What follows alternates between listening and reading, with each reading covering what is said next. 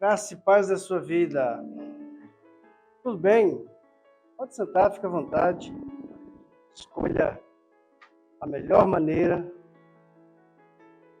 a cadeira mais confortável que você tiver. Próximo de você, pega aí uma acolchoada. Graças a Deus. Vocês viram como é que vai ser o nome da palavra hoje? Vocês chegaram a ver o nosso grupo? Não. Ninguém viu, né? Vou parar de colocar. Ninguém viu. O que tem dentro de você? Você se perguntou o que tem dentro de você?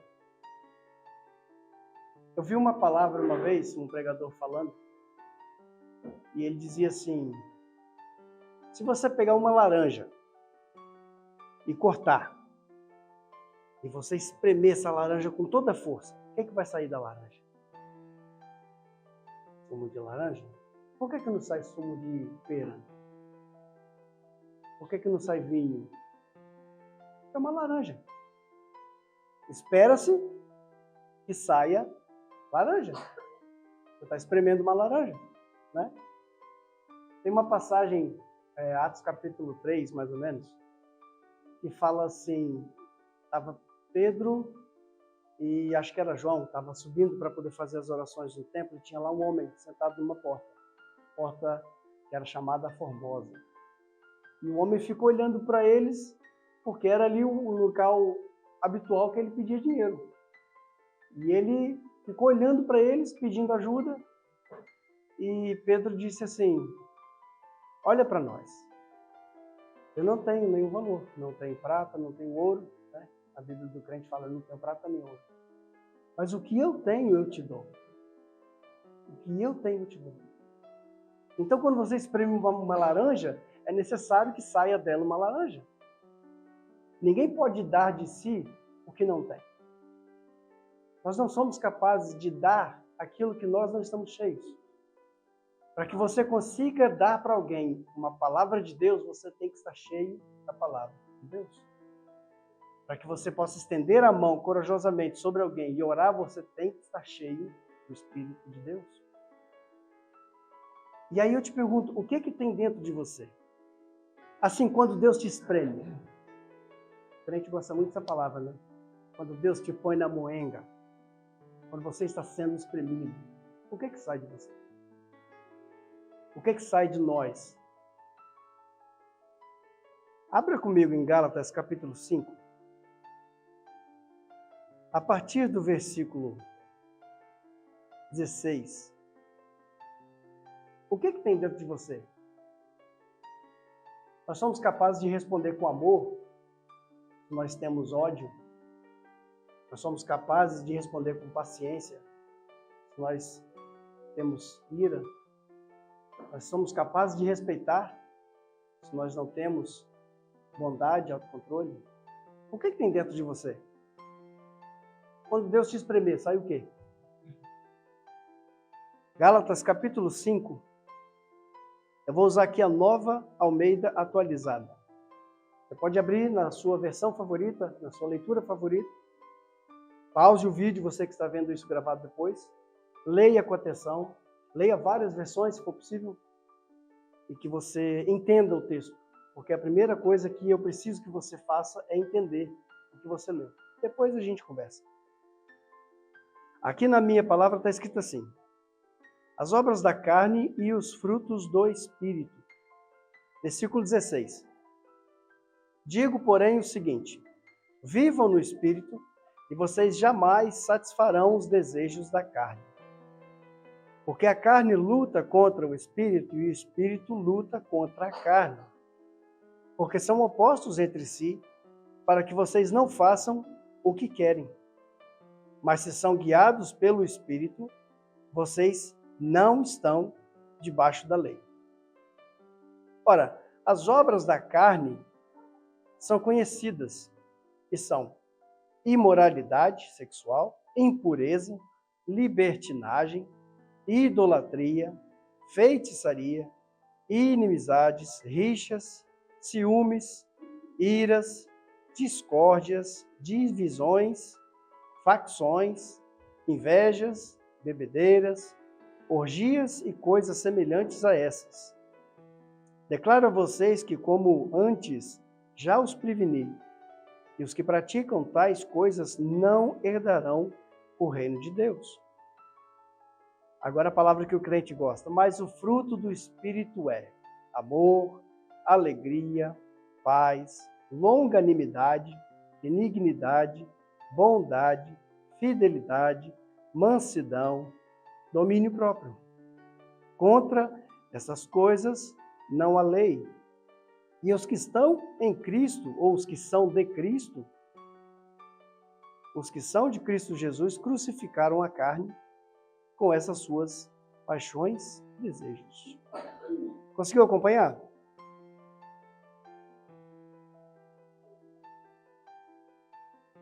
É muito fantástico essa palavra porque ela foi escrita para um povo lá na antiga Galácia, né? Para as igrejas da comunidade da Galácia, onde hoje a gente conhece como sendo a Turquia, uma parte da Turquia asiática.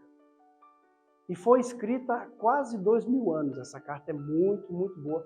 Tem alguns teólogos que acreditam que ela foi a primeira carta, o primeiro escrito para os evangelhos, ou seja, para a nova aliança. O primeiro escrito que nós chamamos de Novo Testamento. Existe uma dúvida se foi Gálatas ou se foi a primeira carta de Paulo aos Tessalonicenses. E uma coisa muito, muito bacana que você percebe lendo toda a carta é que se tratavam de pessoas, até então, espirituais. Tratava de pessoas que tinham o entendimento da palavra, que aceitaram o Evangelho, que creram em Jesus e que começaram a viver a sua vida de acordo com o Evangelho pregado pelos apóstolos. Em determinado momento, eles começam a sofrer algumas influências do que nós chamamos de judaizantes, sejam eles alguns antigos judeus que se converteram ao caminho do Evangelho, ou sendo algumas pessoas que não eram tecnicamente judeus, mas eram talvez prosélitos convertidos ao judaísmo, ou sendo pessoas que adotaram o estilo de vida judeu. Por outro lado, também tinha uma religião de mistério muito conhecida, que depois do século II, século III, depois de Cristo, ela vai ser chamada de gnosticismo. Ela antigamente era muito conhecida como a religião de mistérios, religião dos poderes ocultos. Então a igreja que estava situada nas cidades ali, nos locais da Galácia, começaram a ser bombardeadas por essas filosofias e pelos judeus. Então os gálatas, os alvos dessa carta, eles começaram a querer voltar, praticar coisas do judaísmo, praticar a circuncisão para os homens, praticar a guarda de coisas da lei como o sábado, como comer carnes que são consideradas kasher, ou seja, próprias para os judeus comer.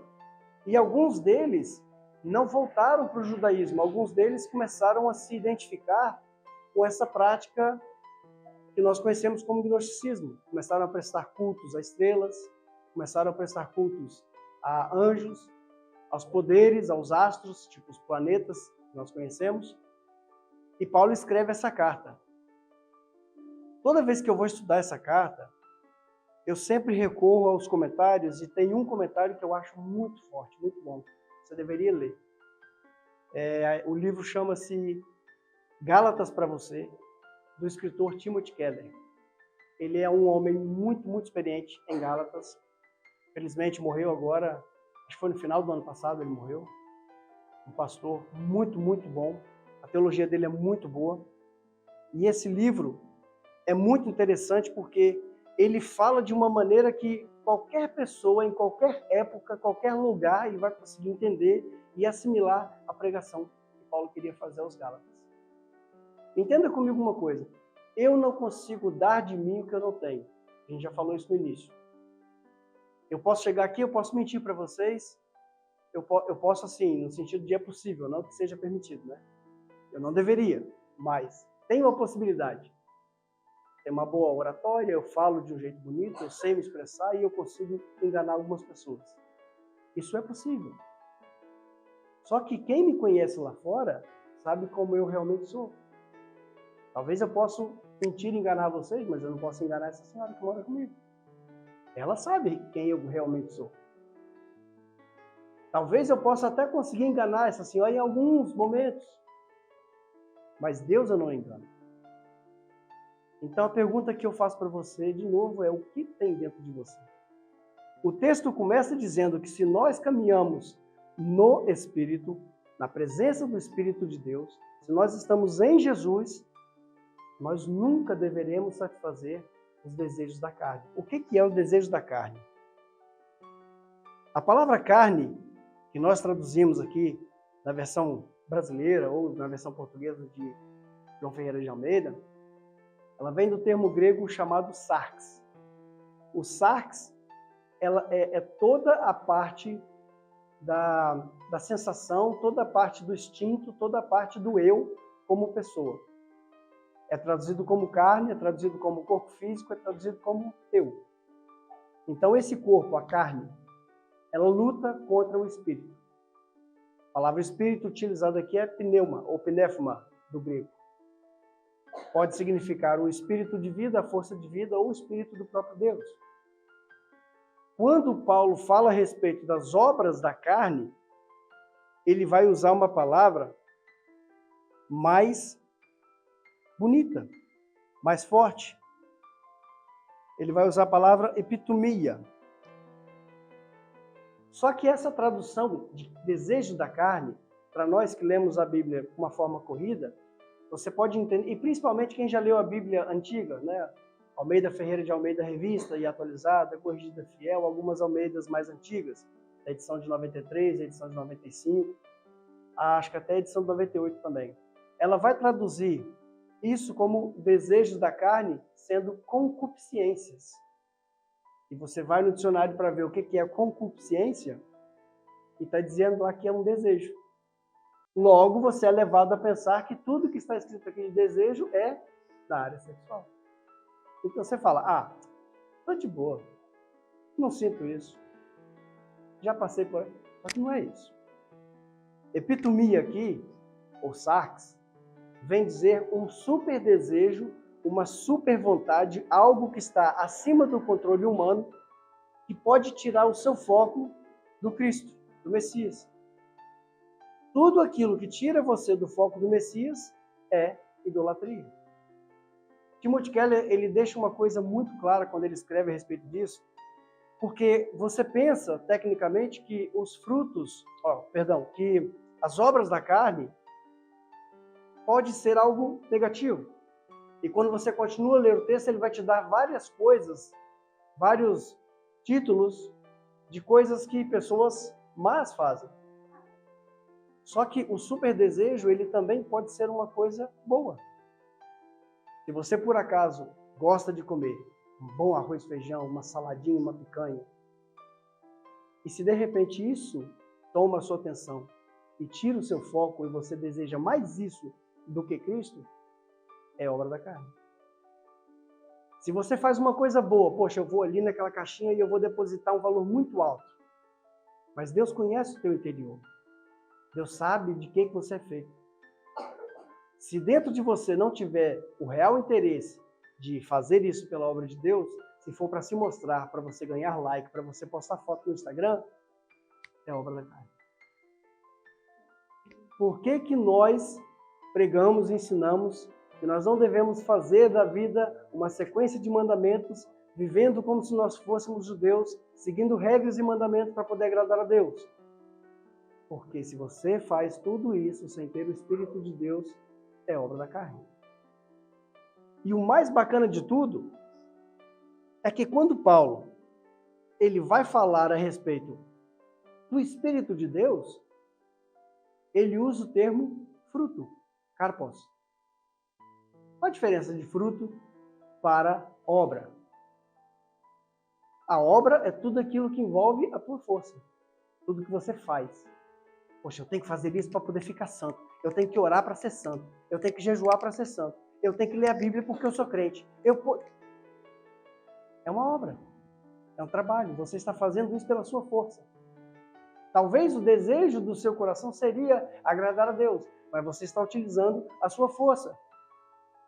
E você, na sua força, você faz obras da carne. Sabe qual que é a melhor definição de jejum que existe? A melhor definição de jejum é quando você está tão fascinado pela oração, quando você está tão fascinado pela leitura, quando você está tão preso no devocional que você não vê as horas passar e você esquece até de comer. Isso é um jejum que agrada a Deus.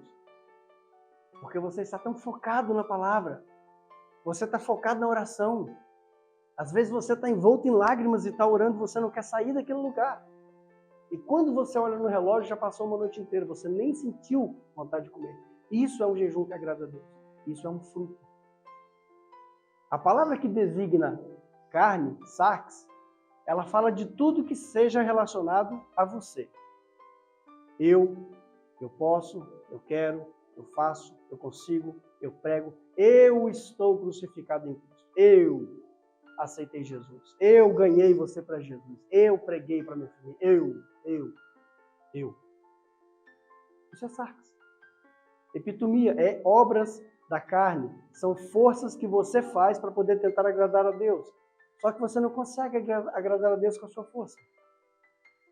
Quando nós estamos no Espírito de Deus, em nós brota o fruto do Espírito. E é muito interessante porque Jesus uma vez ele usou um termo, ele usou uma parábola para poder tentar explicar alguma coisa relacionada a isso. E ele disse, pelos frutos você reconhece a árvore. Você não consegue tirar um fruto ruim de uma árvore que é má. Você tampouco vai conseguir tirar um fruto bom ou fruto ruim de uma árvore boa. Se a árvore é boa, então o fruto vai ser bom. É por isso que Paulo ele usa esse termo de fruto. Porque o fruto ele é algo que brota pelo Espírito de Deus, não é força sua, não é pelo teu mérito. Olha a diferença. O texto diz, já estou crucificado, eu fui crucificado. Isso é reflexivo. Vem para mim, eu fui crucificado. É diferente de eu me crucifico, eu faço, eu aceitei Jesus. A gente não aceita nada. Nós somos aceitos pelo Evangelho, nós somos aceitos pelo Cristo, pelo Jesus, mediante a nossa fé no Evangelho, pela palavra de Deus. Então, tudo aquilo que nós possamos fazer, nós estamos fazendo isso na força do braço, sem Espírito de Deus, sem oração, sem palavra, tudo aquilo que eu quero fazer para poder ganhar méritos próprios, para poder mostrar para Deus que eu sou tão bom, obra da carne. Se você disser que você ama a sua esposa, que você ama o teu marido, por causa de um mandamento, porque está escrito, é obra da carne. Você não vai conseguir expor para ele o verdadeiro amor que não seja um fruto do relacionamento de vocês. Quando você abre em Efésios, capítulo 2, versículo 3. Quem consegue abrir? Efésios, capítulo 2, versículo 3. Depois outra pessoa pega a primeira carta de Pedro, capítulo 2, versículo 11. Primeira carta de João, capítulo 2, versículo 16. Vamos lá, 3 versículos para a gente poder entender. Tudo isso nós podemos entender como obras da carne. Efésios 2, 3. Quem abriu? Entre os quais todos nós também andávamos nos desejos da carne, fazendo a vontade da carne, pensamento, que éramos por natureza física como os outros também. Tudo aquilo que você coloca no lugar de fruto do Espírito, se for na sua força, se for na sua capacidade, é obra da carne. E quando você se baseia na sua força, no seu braço, você vai cair. Nós precisamos buscar o fruto do Espírito. Quem é que abriu aí? 1 Pedro 2, 11. Pode ler. Amados, peço-vos como a peregrinos forasteiros, que vos abstenhais das coisas carnais, combatem contra a alma. Concupiscências, é o desejo, é a sarx. Isso tudo tem a ver com as obras da carne. Segunda carta de João, primeira carta de João, capítulo 2, versículo 16. Quem abriu? Pode ler.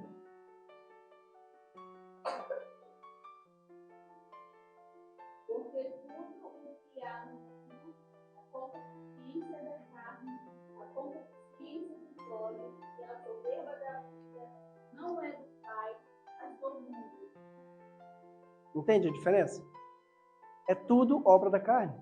São trabalhos, força, esforço próprio. Estamos tentando fazer as coisas fora de Deus para agradar a Deus. É interessante que quando você lê essa carta, Timothy Keller, ele deixa claro para você que tanto o ateu quanto o crente legalista, que vive a vida baseada em mandamentos e que quer exercer a salvação pela sua própria força, os dois, ateu e o crente legalista, os dois estão igualmente perdidos. Porque os dois tentam se usar do próprio esforço para poder fazer alguma coisa referente a Deus. E quando você se vê lutando contra a sua natureza, para você exercer alguma coisa e agradar a Deus, até esse esforço chega a ser pecado. Porque a palavra fala que todos nós somos pecadores. A Bíblia diz que até mesmo os atos de justiça da pessoa mais pura para Deus, ele pode ser considerado como trapos de imundícia. Por quê? Porque você está procurando satisfazer Deus na sua carne, na sua força. Quando a gente encontra o Espírito de Deus, quando nós somos guiados pelo Espírito de Deus e passamos a andar no caminho de Deus, brota o fruto do Espírito. Tudo aquilo que você quer fazer, se não for dar lugar ao Espírito de Deus, se não for permitir com que o Espírito de Deus trabalhe por você, isso é obra da carne. E o pior de tudo, quando você abre a palavra e ela fala com você a lista de coisas que tem aqui, a gente às vezes não tem muita noção do que o texto está falando. Vou abrir aqui para vocês terem uma ideia. O versículo 19 diz assim: as obras da carne são conhecidas, são prostituição, impureza, lascívia. Aqui já é a Almeida Revista Atualizada. Essa Bíblia aqui, ela tem um dicionário grego. O que nós chamamos de prostituição aqui, no grego está escrito porneia. É tudo aquilo que é feito relacionado a um ato sexual naquela época para alguém que não é o marido ou a esposa. São relações múltiplas. Eram pessoas que viviam às vezes no pórtico ou nos portos aonde chegavam os navios, e algumas eram prostitutos cultuais, que faziam isso referente à sua própria religião da época, e aquelas pessoas que simplesmente se vendiam o corpo. Esse texto também, muitas vezes, ele é utilizado para poder falar de traição a Deus. Quando nós adulteramos contra Deus. Porque se nós somos a noiva de Cristo, estamos saindo com outro Messias, o que nós somos? O que nós estamos fazendo? É importante você saber o que tem dentro de você. Sabe uma coisa muito interessante? Nós sempre procuramos idolatrar Deus. Nós precisamos aprender a adorar Deus.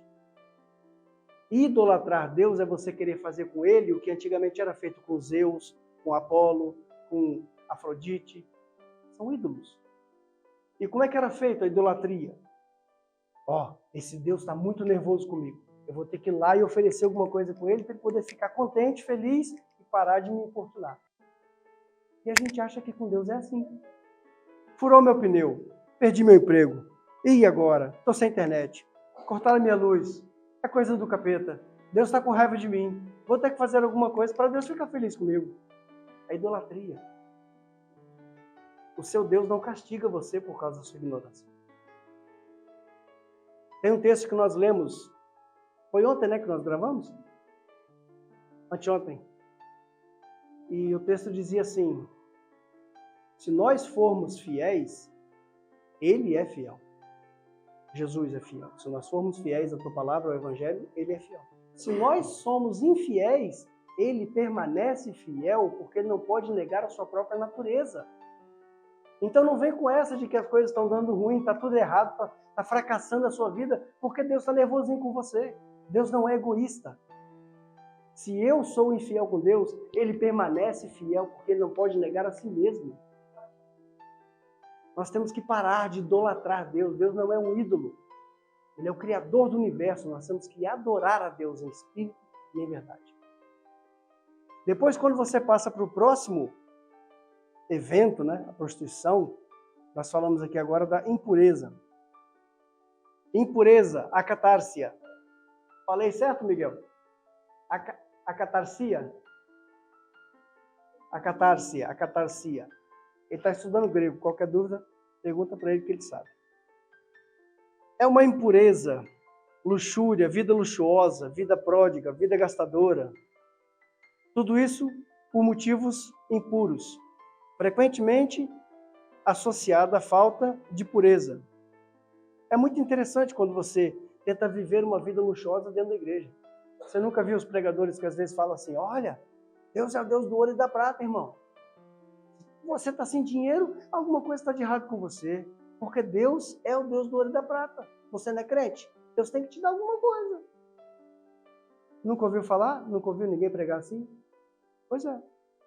O nome disso é impureza. Nós achamos que Deus, ele tem os seus preferidos. Deus deve estar muito ocupado para trazer minha bênção porque ele está querendo tudo que ele quer. Nós achamos que Deus é assim. Sabe o que é isso? Obras da carne. Nós somos imagem e semelhança de Deus. Deus não é igual a mim. Deus não é a minha imagem e semelhança. Ele me fez a imagem e semelhança dele. No governo, na tomada de decisões, na vida reta, para que eu possa exercer amor e caridade sobre outras pessoas. Mas eu nunca posso pensar na minha cabeça que Deus é igual a mim. Porque eu sou egoísta, eu sou homofóbico, eu sou terrível, eu sou pecador, eu sou criminoso. Sem Jesus na minha vida, eu sou um monte de lixo. Deus não é igual a mim. Porque se eu sou fiel, ele é fiel comigo. Se eu sou infiel, ele permanece fiel, porque ele não pode negar a si mesmo. Aí depois tem outra palavra. Ele vai dizer aqui sobre... Cadê a palavra que eu estava? Prostituição, impureza, lascívia. Luxúria desenfreada, excesso, libertinagem, atrevimento, disfarçatez, excelchia, é a palavra em grego. É você achar que você vive na graça, agora não existe mais lista de mandamentos, você não é judeu, então vamos pro oba-oba, vamos fazer tudo. É libertinagem, podemos fazer tudo. Foi pela graça, mas não é de graça. A tua salvação custou o sangue do Filho de Deus. Liberdade em Cristo não é libertinagem. Nós não devemos viver por aí como se nós não tivéssemos um compromisso com ninguém. Nós somos a noiva de Cristo. Eu vi uma vez uma pessoa colocar no Instagram assim, o problema da noiva de Cristo é que ela acha que vive numa eterna despedida de solteiro. É só cachaça e festa. Os crentes agora estão assim. Nós somos a noiva do Cordeiro. Quando ele chegar, nós temos que estar vestido branco, limpinha, sem ruga, sem mácula. Não é isso que a Bíblia fala? Nós temos que estar preparados. Ele nos lavou pela lavagem, pelo seu próprio sangue. É digno que quando ele chegue, eu esteja lavado, limpo. Viver uma vida de liberdade espiritual não é libertinagem. Essa é a diferença das coisas. Idolatria, eu já falei aqui para vocês, vem do grego eidolatria, que é você adorar deuses falsos. Qual que é o Deus mais forte que existe hoje na nossa era? Sabe? É o mamão, é o dinheiro. Nós fomos treinados a vida inteira achando que Mamon era uma divindade, que Mamon era um deus, um diabo. Mamon significa dinheiro em hebraico. É dinheiro. Tem muitas pessoas que servem ao dinheiro. Não é o dinheiro que serve para você. Você não faz uso do dinheiro, o dinheiro usa você. Depende de quanto você tem no bolso, depende do tamanho que você vai.